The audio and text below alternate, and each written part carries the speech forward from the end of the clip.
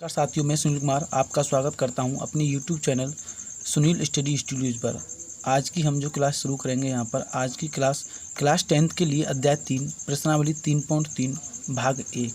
तो साथियों इसमें हम प्रश्नावली 3.3 का भाग 1 इसमें हम शुरू करेंगे। तो साथियों इसमें प्रश्न 1 से हम शुरू करते हैं। तो प्रश्न 1 में आपको दे रखा है निम्नलिखित रैखिक समीकरण युग्म को प्रतिस्थापन विधि से हल कीजिए। इसमें साथियों आपको दे रखा है निम्नलिखित रैखिक समीकरण युग्म को प्रतिस्थापन विधि से हल कीजिए। तो साथियों हम बात करते हैं इसमें आपको प्रतिस्थापन विधि से आपको समीकरण हल करने हैं। किस विधि से? आपको जो समीकरण दे रखे हैं वो प्रतिस्थापन विधि से हल करने हैं। तो साथियों यहाँ पर दो समीकरण आपको दे रखे हैं। पहला समीकरण दे रखा है x + y = 14 और दूसरा समीकरण दे रखा है x - y = 4। यहाँ पर ये दो समीकरण हैं। इन दोनों समीकरणों को हम प्रतिस्थापन विधि से हल करेंगे। आपको हम दो विधि बताएंगे। अगर आपके पास दो समीकरण आ जाते हैं तो उन समीकरणों को हम कितनी विधि से हल कर सकते हैं। एक प्रतिस्थापन विधि होती है, एक विलोपन विधि होती है, एक विधि होती है वज्रगुण विधि। तो सबसे पहले हम बात करते हैं साथियों प्रतिस्थापन विधि की। किसकी बात करेंगे साथियों? हम प्रतिस्थापन विधि की। तो यहाँ हम सिर्फ प्रतिस्थापन विधि के बारे में हम आपको आज बताएंगे। तो जब दो समीकरण आ जाते हैं और उनको हम प्रतिस्थापन विधि से जब हल करेंगे तो कैसे करते हैं, तरीका क्या होता है उनका। साथियों विलोपन विधि का अलग तरीका होता है, साथियों प्रतिस्थापन विधि का अलग तरीका होता है, वज्रगुण विधि का अलग तरीका होता है। तो साथियों हम बात करते हैं प्रतिस्थापन विधि की। तो आपको इसमें कुछ नहीं करना है, सिर्फ आपको ध्यान देना है कि हमें तरीका समझना कैसे है। अगर आपके पास दो समीकरण आ जाएं उनको प्रतिस्थापन विधि से हल कैसे करना है। तो साथियों हम बात करते हैं पहले समीकरण की। आपके पास दो समीकरण होंगे। इसमें एक पहला जो समीकरण है वो x + y = यहाँ पर 4 है। दूसरा समीकरण है x - y = 4। दो समीकरण यहाँ पर। दोनों समीकरण में हमें क्या करना है साथियों? x और दूसरे समीकरण में हमें क्या y। इन दो समीकरणों में से हमें x और y के मान साथियों यहाँ पर निकालने हैं। जब दोनों समीकरणों से हम x और y के मान निकालेंगे वो भी हमें किस विधि से निकालने साथियों? प्रतिस्थापन विधि से। तो हमारे पास दो समीकरण हैं। दोनों समीकरणों से हम साथियों एक तो हम x का मान निकालेंगे और एक समीकरण हम y का मान। दोनों समीकरण का जब प्रयोग करते हैं उन दोनों समीकरणों के प्रयोग से हमें एक x का मान निकालना है और एक y का मान निकालना है। तो साथियों इसमें हमेशा ये ध्यान रखना है कि इसमें एक समीकरण से हमें तीसरा समीकरण बना के चलना है। प्रतिस्थापन विधि में क्या होता है कि हम प्रतिस्थापन करते हैं। क्या करते हैं? प्रतिस्थापन करते हैं और प्रतिस्थापन करके ही हम x और y का मान निकालते हैं। तो यहाँ से आपके पास दो समीकरण है। एक दे रखा है x + y = 14 और दूसरा समीकरण दे रखा है साथियों x - y = 4। यहाँ पर आपके पास दो समीकरण है। अगर इन दोनों समीकरण में से आपको ये समीकरण एक ऐसा समीकरण देखना है जो सरल समीकरण हो। प्रतिस्थापन मतलब करने में क्या हो जाए? सरल तरीका हो जाए। किसी भी समीकरण को हम प्रतिस्थापन जब करते हैं तो उसमें सरल मान निकले। तो यहाँ से कोई भी समीकरण हम ले लेते हैं, या तो x + y = 14 ले लो साथियों, या x - y = 4 ले लो। तो हमें ये समीकरण दे रखा है साथियों, ये दे रखा है x + y = 14 और ये साथियों दे रखा है x - y = 4। तो हम समीकरण यहाँ से दूसरा समीकरण उठाते हैं तो यहाँ लिख लेंगे साथियों समीकरण 2 से। तो साथियों आपका समीकरण जो दो दे रखा है, यहाँ दे रखा है x - y = 4। ये आपका दूसरा समीकरण है। इस समीकरण से या तो x का मान निकालो या साथियों y का मान निकालो। यहाँ से आप कोई भी एक मान निकाल लो। हमने समीकरण 2 लिया है।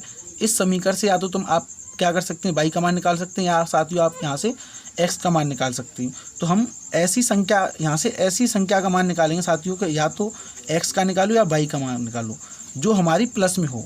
तो अगर मैं साथियों यहाँ से y का मान निकालता हूँ तो y जो होगी मेरी साथियों उधर पक्षांतर करने पे मेरी क्या हो जाएगी? माइनस की y है इधर। तो हम जब पक्षांतर करते हैं बराबर में तो वो प्लस में हो जाएगी। उधर सिर्फ क्या रह जाएगा हमारा इधर साथियों x। तो हमें क्या कोई भी मान निकालो, या x का मान निकालो या y का मान निकालो, वो हमेशा क्या होना चाहिए? प्लस में होना चाहिए। तो यहाँ से अगर हम साथियों x का मान निकालें तो हम क्या करेंगे? इस y को हम यहाँ पक्षांतर कर देंगे। जब इस y को पक्षांतर करेंगे तो साथियों इधर जो माइनस की y है वो इधर किस में हो जाएगी? प्लस के y। तो यहाँ साथियों हो जाएगा 4 + के y। तो यहाँ से साथियों ये समीकरण जो बना है वो x = 4 + के y। तो साथियों ये कौन समीकरण हो जाएगा? आपका समीकरण 3 हो जाएगा। क्या हो गया? ये समीकरण 3 होगा।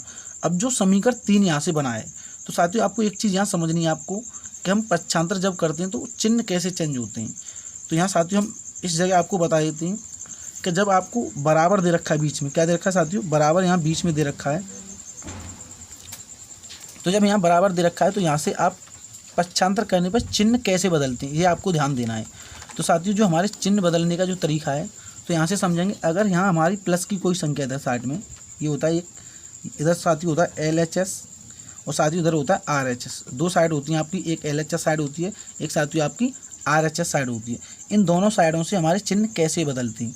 तो साथियों अगर साथियों हमारी इधर प्लस की संख्या है तो इस संख्या को प्लस से हम RHS की तरफ ले जाते हैं। ये LHS से जब RHS की तरफ ले जाते हैं तो साथियों इसमें क्या होता है कि ये माइनस में हो जाती है। किस में हो जाती है साथियों? माइनस में हो जाती है। जब कोई संख्या इधर प्लस में होगी LHS साइड की तरफ तो साथियों इधर क्या हो जाएगी? माइनस में। जब साथियों इधर माइनस में अगर कोई संख्या होगी तो वो साथियों इधर क्या हो जाएगी? प्लस में हो जाएगी। अगर साथियों इधर कोई संख्या गुणा में दे रखी है, किस में दे रखी है? गुणा में, तो साथियों वो इधर किस में हो जाएगी? भाग में हो जाएगी। अगर हम अगले चिन्ह की बात करते हैं तो आपकी अगर कोई संख्या इधर भाग में है तो वो इधर किधर में हो जाएगी? साथियों गुणा में हो जाती है। तो यहाँ से आप चिन्ह ऐसे चेंज करते हैं। अगर आपके पास दो साइड हैं तो एक साइड आपकी होगी LHS साइड जिसे बोलते हैं लेफ्ट हैंड साइड, एक साइड आपकी होती है RHS साइड, इस साइड को बोलते हैं राइट हैंड साइड। तो जब हम यहाँ बात करेंगे साथियों तो हम जब LHS से कोई चिन्ह RHS की तरफ ले जाते हैं, जब LHS से कोई चिन्ह हम RHS की तरफ ले जाते हैं तो वो कैसे बदलता है? तो हम प्लस को क्या करते हैं साथियों? प्लस चेंज हो जाता है माइनस में, माइनस चेंज हो जाता है प्लस में, और साथियों गुणा चेंज हो जाता है भाग में, और भाग चेंज हो जाता है साथियों गुणा में। तो जब हम LHS से चलेंगे साथियों किसकी तरफ? RHS की तरफ, तो वो किस में हो जाता है साथियों? माइनस में हो जाता है। किस में हो जाता है? माइनस में। और जब माइनस को हम ले जाते हैं तो वो उधर RHS में किस में हो जाता है साथियों? प्लस में हो जाता है। और जब हम गुणा को साथियों ले जाते हैं तो वो किस में हो जाता है साथियों? भाग में हो जाता है। और साथियों भाग को जब ले जाते हैं तो हम किस में हो जाता है साथियों? वो गुणा में हो जाता है। तो ऐसे ही हम RHS से जब LHS की तरफ लाएंगे साथियों, अगर किसी भी चिन्ह को तुम RHS से LHS की तरफ लाते हैं तो माइनस से किस में हो जाता है साथियों? प्लस में चेंज हो जाता है। और प्लस से किस में चेंज होता है साथियों? माइनस में चेंज हो जाता है। और साथियों भाग जो होता है आपका, जो भाग है वो किस में चेंज हो जाता है? आपका गुणा में चेंज हो जाता है। और जो आपका गुणा है साथियों वो किस में चेंज हो जाता है? भाग में चेंज हो जाता है। तो यहाँ पे हमने आपको चिन्ह चेंज जो करते हैं वो तरीका यहाँ पर आपको बता दिया। जो चिन्ह करने का जो तरीका होता है, चिन्हों को जो हम चेंज करते हैं वो कैसे चेंज करते हैं। कोई भी चिन्ह अगर प्लस में होता है तो उसको माइनस में कर देते हैं साथियों, और कोई भी चिन्ह अगर माइनस में होता है तो उसको हम प्लस में कर देते हैं। अगर कोई भी चिन्ह आपका भाग में होता है तो उसको हम गुणा में कर देते हैं। अगर कोई भी चिन्ह आपका भाग है तो उसको गुणा में कर देते हैं। तो आपको यहाँ इतना समझना है कि अगर कोई भी हम चिन्ह चेंज करते हैं जब पक्षांतर करने पर वो कैसे किया जाता है। तो साथियों इसी तरीक़ा से हमने इस समीकरण को किया। जैसे ये x जो दे रखा है इधर हमारा प्लस में है, और y जो दे रखा है वो इधर किस में साथियों? हमारा माइनस में, और उधर जो दे रखा है 4 साथियों इस तरफ प्लस में है। तो हम ज़्यादातर यहाँ जो भी मान निकालते हैं वो हमारा प्लस में होना चाहिए। किस में होना चाहिए साथियों? प्लस में। जो आपका जो x है साथियों यहाँ प्लस में है, हमारा क्या है? प्लस में। अगर हम इस x को उधर करते हैं तो साथियों ये माइनस में चला जाएगा, पर इधर जो y है आपका वो भी किस में रह जाएगा? माइनस में रह जाएगा। इसलिए हमने यहाँ पर y का मान नहीं निकाला है। हम कोई भी या तो x का मान निकालें या y का मान निकालें। हमें इन दोनों समीकरण में से एक समीकरण लेना है जो सरल होना चाहिए। जो आपको सरल लग रहा है उस समीकरण को यहाँ से उठा लो। तो हमने यहाँ क्या किया साथियों? दूसरे समीकरण को यहाँ से उठा लिया है। जब समीकरण 2 को लिया है तो मैंने साथियों माइनस वाई को उधर कर दिया है RHS की तरफ, तो वो प्लस वाई हो गया। क्योंकि इधर क्या है साथियों? ये माइनस वाई था, इधर मैंने क्या दिया इसको? Plus Y. तो यहाँ से ये समीकरण 3 निकला है। जो समीकरण आपका 3 निकला है, इस समीकरण को हमने ये समीकरण किससे बनाया साथियों? आपका जो समीकरण 2 से ये समीकरण क्या बनाए? समीकरण 3 बनाए। अब समीकरण 2 से समीकरण 3 बनाए तो इस समीकरण 3 का मान हम समीकरण 1 में रखेंगे। अगर 2 में रख देंगे तो साथियों वही समीकरण बन के आ जाएगा आपका वापस क्या हो जाएगा? समीकरण 2 ही बन के आ जाएगा। इस समीकरण 3 को अगर तुम समीकरण 2 में मान रखते हैं तो आपका वही मान आ जाएगा जो पहले वाला हमारा समीकरण था, समीकरण 2 था। हम इस समीकरण को समीकरण 1 में रखते हैं तो यहाँ लिख देंगे साथियों कि समीकरण 1 में समीकरण 3 का मान रखने पर, 3 का मान रखने पर, तो साथियों जब हमने समीकरण 1 में समीकरण 3 का मान रखा है तो आपका जो समीकरण 1 दे रखा है, तो समीकरण 1 यहाँ पर दे रखा है साथियों कितना? x प्लस के y बराबर 14। ये आपका क्या समीकरण 1 है। तो साथियों इस समीकरण 1 में जब हम समीकरण 3 का मान रखेंगे तो समीकरण 3 क्या है साथियों? x बराबर 4 प्लस के y दे रखा है। तो यहाँ से हम x का मान यहाँ रख देंगे साथियों। जब x के मान को हम यहाँ रखेंगे तो x का मान दे रखा है 4 प्लस के y। तो जब इस x की जगह पे हम मान रखेंगे इस 4 प्लस y को तो साथियों हो जाएगा आपका कितना? जब x की जगह पे साथियों y का मान रखेंगे तो इस x की जगह पे मान रखना है हमें 4 प्लस के y। तो साथियों यहाँ रखेंगे 4 प्लस के y और साथियों ये y आपका बचा है तो प्लस के y बराबर यहाँ हो जाएगा साथियों 14। तो आपका यहाँ ये 14 हो गया है। तो साथियों हम जब यहाँ से y का मान निकालेंगे तो साथियों इसको पक्षांतर करके निकालेंगे। हमें यहाँ पता है कि साथियों इधर +4 है तो इधर जब इसको RHS की तरफ ले जाएंगे तो साथियों वो क्या हो जाएगा आपका -4 हो जाएगा। तो साथियों यहाँ लिखेंगे y प्लस वाई क्या होता है साथियों, जब आपकी घातें सेम होती हैं, जब आपकी घातें सेम हो या आपकी पावर सेम हो और आपके आधार भी जब समान होते हैं, या क्या देखते हैं साथियों, अगर आधार समान है और उसमें घातें समान होती हैं तो साथियों इनके सामने के अंक जुड़ जाते हैं। तो 1y प्लस 1y क्या हो जाएगा साथियों आपका 2y बराबर, ये इधर प्लस के 14, जब ये पक्षांतर होगा यहाँ से प्लस का 4 तो साथियों क्या हो जाएगा -4। तो यहाँ से अगर बात करें साथियों हमारा जो 2y बराबर आएगा कितना, जो 2y बराबर आएगा वो कितना आएगा साथियों आपका 10, क्योंकि 14 में से अगर हमारे 4 माइनस होंगे तो साथियों कितना बचेगा 10। जब यहाँ से हम आगे करेंगे साथियों यहाँ से तो y का जो मान निकालेंगे हम, तो y बराबर ये इधर किस में साथियों y जो दे रखा है, y जो दे रखा है साथियों वो गुणा 2 दे रखा है, क्या दे रखा है 2 गुणा y दे रखा है, कितना दे रखा है साथियों 2 गुणा y। तो जो संख्या गुणा में होती है, जो संख्या साथियों आपकी गुणा में होती है वो किस में जाती है साथियों आपकी भाग में जाती है। तो यहाँ कितना हो जाएगा 10 बटे, तो इधर ये 2 किस में साथियों ये गुणा में दे रखा है, ये y के साथ किस में साथियों यहाँ गुणा में, तो गुणा की संख्या किस में चली जाती है साथियों आपकी भाग में। तो ये 10 बटे कितना हो जाएगा साथियों आपका 2। जब इसको हम काटेंगे 2 से इसको 10 को काटेंगे 5 बार तो आपका साथियों y बराबर कितना आ जाएगा 5। तो यहाँ से हमने आपको y का मान निकाल के दिखाया है, जो y का मान निकला है साथियों यहाँ पर आपका जो y का मान निकला है वो यहाँ दिखा दिया y बराबर 5। अब हमें यहाँ x का मान भी निकालना है। तो साथियों अगर हम आपको दिखाते हैं कि x का मान क्या निकलेगा, तो आपको हमने बताया कि समीकरण 3 जो दे रखा था उसमें आपका x का मान निकल आएगा, कब, जब हम उसमें y का मान रख देंगे। तो आपका जो समीकरण 3 दे रखा है वो दे रखा है x बराबर 4 प्लस के y, जो समीकरण 3 है।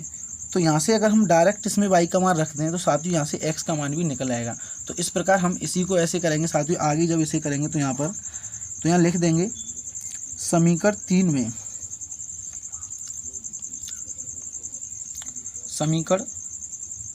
में y का मान रखने पर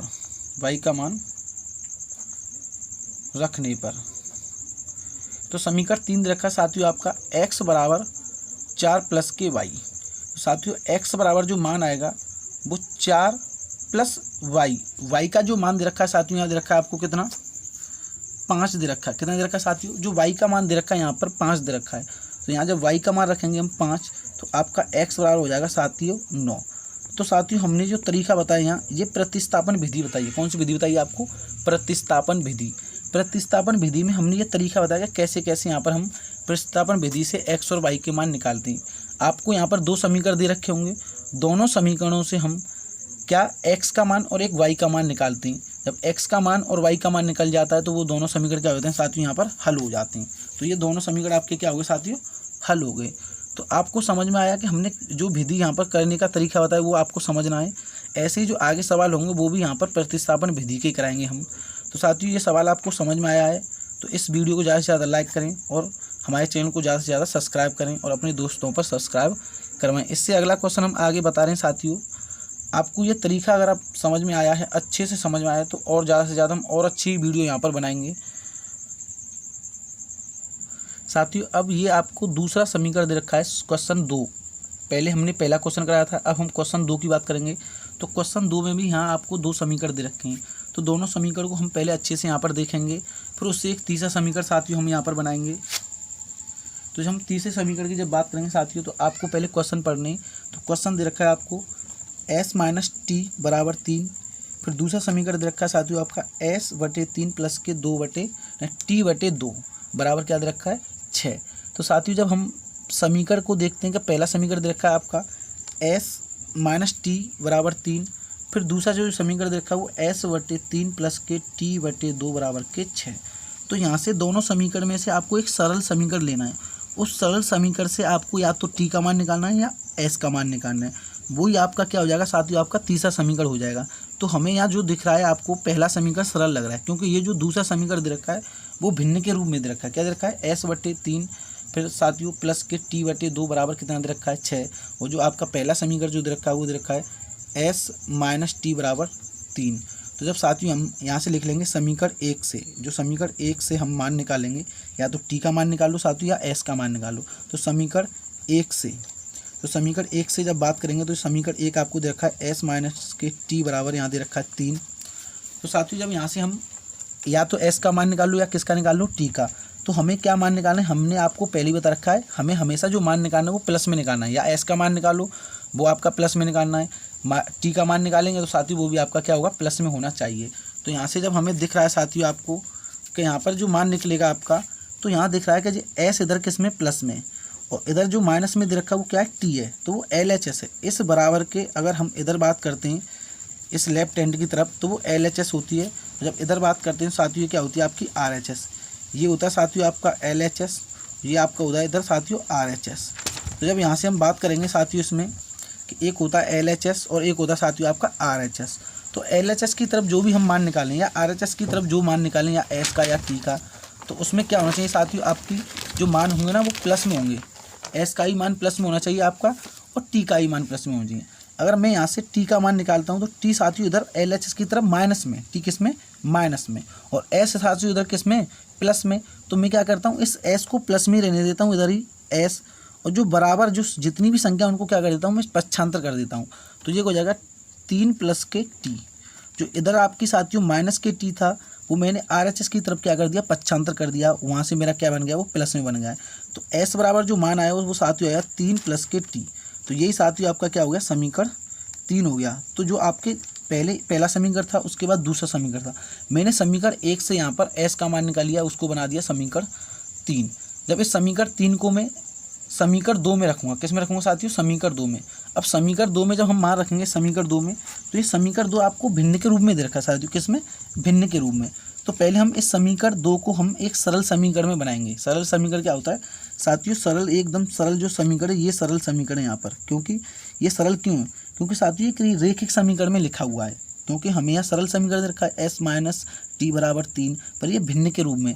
जब हम इसको सरल समीकरण के रूप में बनाएंगे तो साथियों भिन्न के रूप में जो समीकरण होता है पहले हम उसमें क्या करते हैं, उसकी भिन्नों का लासा लेते हैं और उस भिन्न को हल करके वहाँ से एक समीकरण बना लेते हैं। तो इसमें जो दे रखा है वो S/3 और फिर साथियों इसमें दे रखा है प्लस के T/2 बराबर दे रखा है साथियों आपका 6। तो यहाँ से अगर हम LCM लेते हैं तो साथियों 3 और 2 का जब LCM लेंगे तो यहाँ से कितना हो जाएगा 6। जब हमने 3 और 2 का LCM लिया वो कितना हो जाएगा साथियों 6। जब 3 का भाग हम 6 में करेंगे साथियों तो हमारा कितनी बार जाएगा, 2 बार।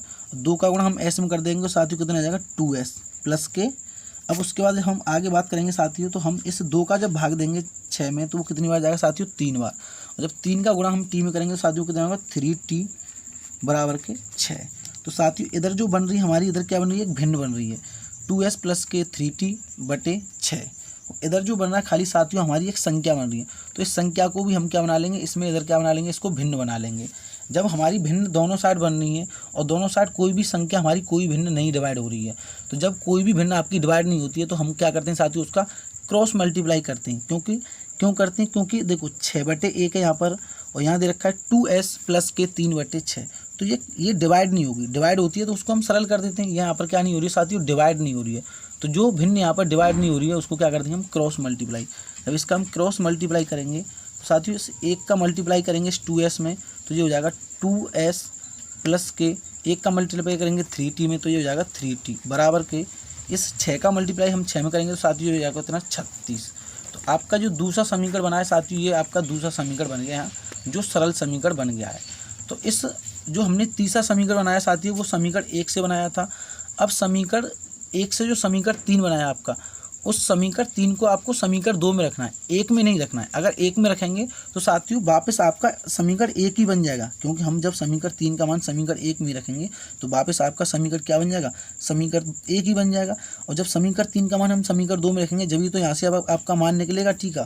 तो जब हम इस समीकरण 3 में यहाँ लिख देंगे, समीकरण 3 में नहीं समीकरण 2 में साथियों क्या लिखेंगे हम, समीकरण 2 में समीकरण 3 का मान रखने पर, समीकरण 2 में समीकरण 3 का मान रखने पर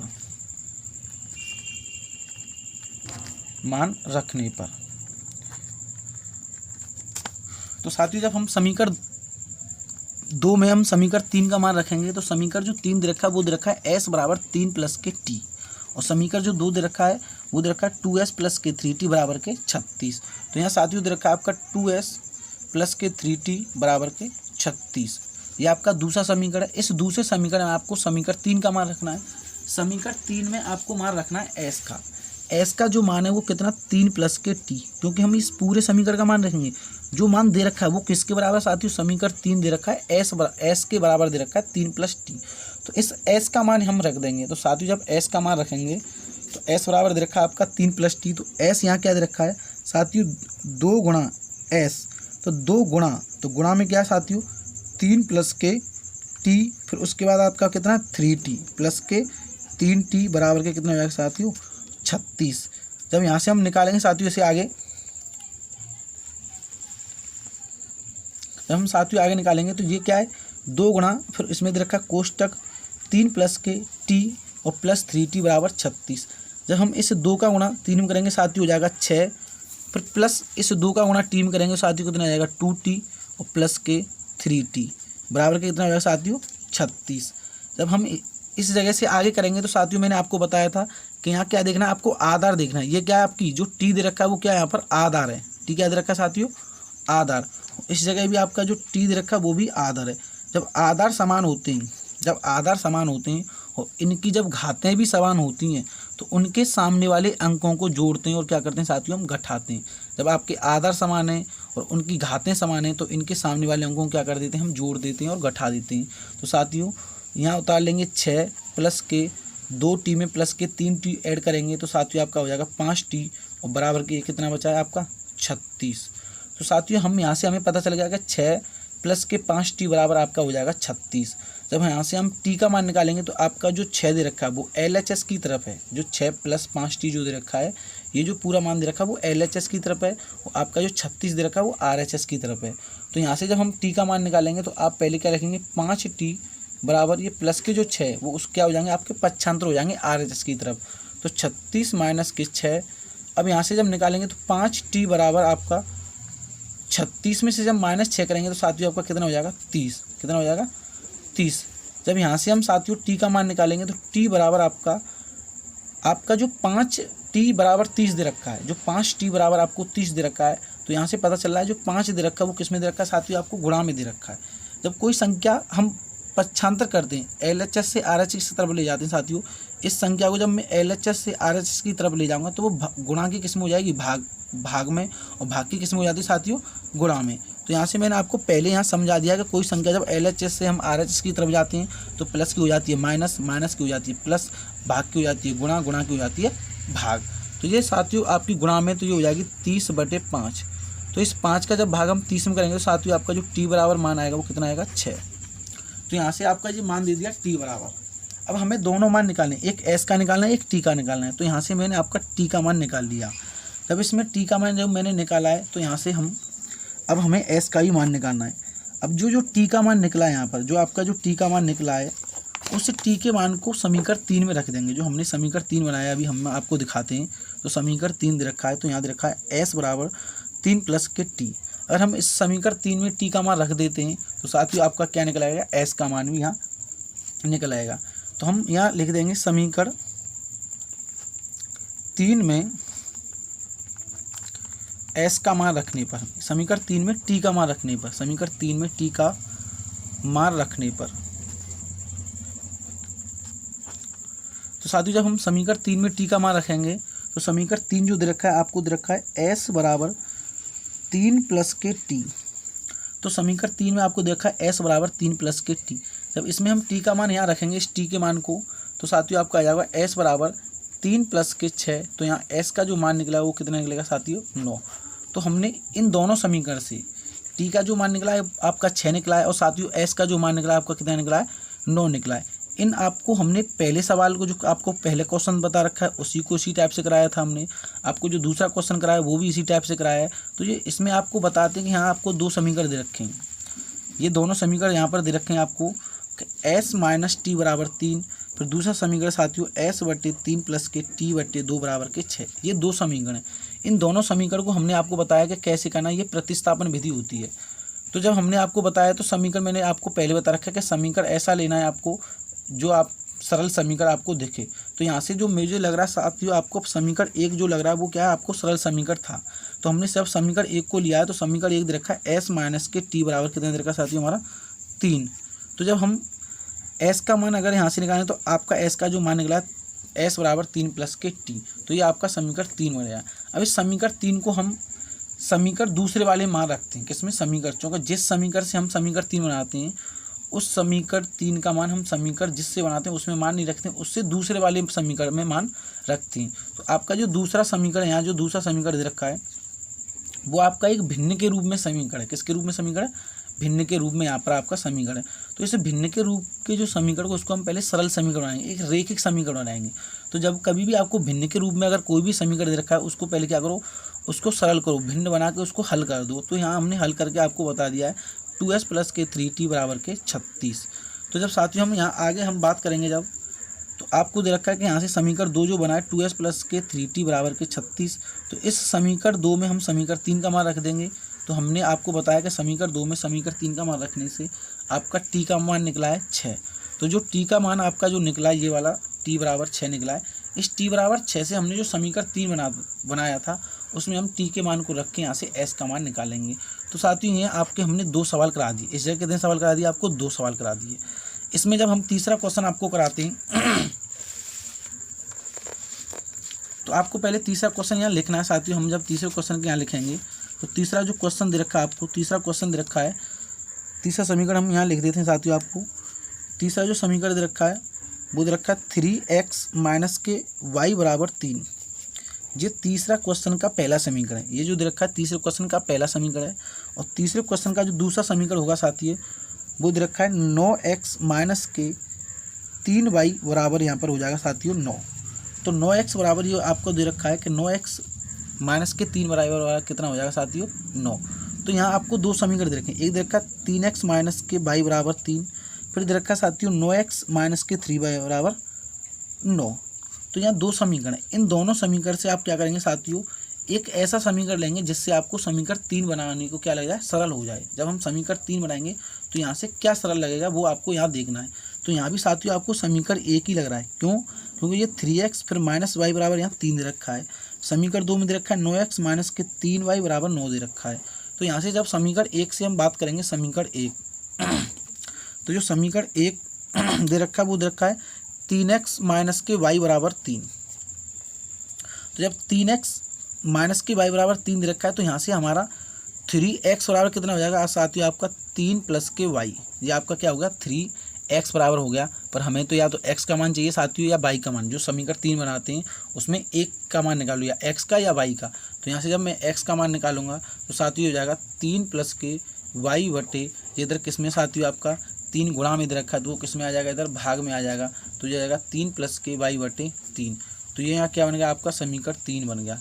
जो समीकरण 3 बना है वो समीकरण 1 से बना हुआ है। जो समीकरण 3 बना हुआ है वो 1 से बना हुआ है। तो समीकरण 3 जो है क्या है आपका? x बराबर 3 + के y बटे 3। आपका जो x बराबर 3 + y बटे 3 तो जब x का मान हम समीकरण 2 में रखेंगे, 1 में नहीं रखेंगे साथियों। जिस समीकरण से हम समीकरण 3 बनाते हैं उस समीकरण में हम x का मान नहीं रखेंगे। तो समीकरण 2 में यहाँ पर हम क्या कर देंगे साथियों? मान रख देंगे। तो यहाँ लिख देते हैं साथियों, यहाँ लिख देंगे समीकरण 2 में, समीकरण 2 में x का मान रखने पर, x का मान रखने पर, जब समीकरण 2 में हम साथियों x का मान रखेंगे तो समीकरण 2 लिखो पहले। तो 9x - के 3y बराबर 9। ये आपका क्या साथियों? आपका समीकरण 2 दे रखा है। इस समीकरण 2 में यहाँ पर समीकरण 3 का मान रख दो। तो जब साथियों हम समीकरण 2 में समीकरण 3 का मान रखेंगे तो यहाँ रख दो समीकरण, तो 9 गुणा जो 9x है ना साथियों, गुणा में, किसमें? जो 9x दे रखे वो गुणा में। तो आप गुणा x दे रखा है तो x का मान कितना समीकरण 3 में? 3 + के y बटे 3। तो जब इसका हम मान रखेंगे साथियों यहाँ, तो x का जो मान होगा वो 3 + के y बटे 3 को यहाँ रख देंगे x की जगह पे। तो आपको 3 + के y बटे 3, ये क्या है आपका साथियों? गुणा में दे रखा है। फिर उसमें दे रखा है -के 3y बराबर यहाँ दे रखा है साथियों 9। जब इसको हम करेंगे साथियों आगे हल, तो यहाँ से दिख रहा है साथियों, तो हम 3 का गुणा इसमें करेंगे। जब हम 3 का गुणा इसमें करेंगे, 3 का गुणा यहाँ 3 से इस 3 को काट देंगे साथियों, कितना आ जाएगा? 3 गुणा, फिर दे रखा है 3 + के y - के 3y बराबर कितना हो जाएगा साथियों? 9। तो जब यहाँ से मान निकालेंगे साथियों तो 3 का गुणा इसमें करेंगे तो ये हो जाएगा 9 और प्लस 3y और प्लस के 3y बराबर कितना हो जाएगा साथियों? आपका 9। तो यहाँ से आपको पता लग रहा है साथियों 9 + के ये दे रखा है 9 + के 3y फिर उसमें दे रखा है -3y बराबर के 9 दे रखा है। तो यहाँ से जो मान निकलेंगे हमारे, तो यहाँ से हम मान अगर निकालते तो यहाँ से हमें पता चल रहा है साथियों कि अगर हम इन दोनों को जोड़ते हैं या काटेंगे इसको, तो यहाँ से जो y का मान निकलेगा हमारा या तो 0 निकलेगा। तो यहाँ से हमारे दोनों मान यहाँ निकल जाएंगे साथियों। हम इसको आगे हम हल करेंगे साथियों। जब हम इसे आगे हल करेंगे तो यहाँ से हमें पता लग रहा है साथियों कि इसमें जो मान लिखा है ये -3y और +3y, तो इससे ये कट जाएगा। तो कितना आ जाएगा साथियों, 9 बराबर 9 आ जाएगा। तो यहाँ से ही पता लग रहा है आपका, जब यहाँ y का मान भी नहीं निकाल पा रहे हैं तो यहाँ से हम x का मान क्या निकालेंगे। तो साथियों इस जगह हम लिख देंगे कि x और y, क्या लिख देंगे साथियों, x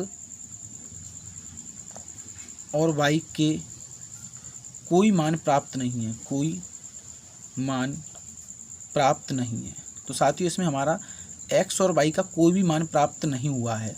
तो यहाँ लिख देंगे, जब हमें पता है साथियों कि जब हमारा y यहाँ से कट गया है तो हमारा कोई भी मान प्राप्त नहीं हुआ है। तो ये आपका साथियों हमने यहाँ पर 3 समीकरण आपको 3 क्वेश्चन करा दिए और तीनों क्वेश्चन में हमने साथियों आपको प्रतिस्थापन विधि को यहाँ पर बताया है। तो ये जो तरीका हमने आज आपको बताया वो सिर्फ आपको प्रतिस्थापन विधि पर हमने आपको क्वेश्चन कराए। यहाँ आपको आगे भी आपको क्वेश्चन कराने जो प्रतिस्थापन विधि पर होंगे। हमने आपको आज 3 क्वेश्चन यहाँ पर प्रतिस्थापन विधि पर करा दिए। इसके 3 क्वेश्चन अभी हम नेक्स्ट वीडियो में कराएंगे। तो नेक्स्ट वीडियो जो होगी वो आपकी कल बनाई जाएगी। आज से हम जो भी वीडियो वो यहाँ से आज से आप अपलोड करना हम शुरू कर देंगे। आप आज से आप देखना शुरू कर देना। हम आज आपको जितनी भी वीडियो बनेगी वो आज से शुरू हो जाएगी। हम थैंक यू साथियों, धन्यवाद।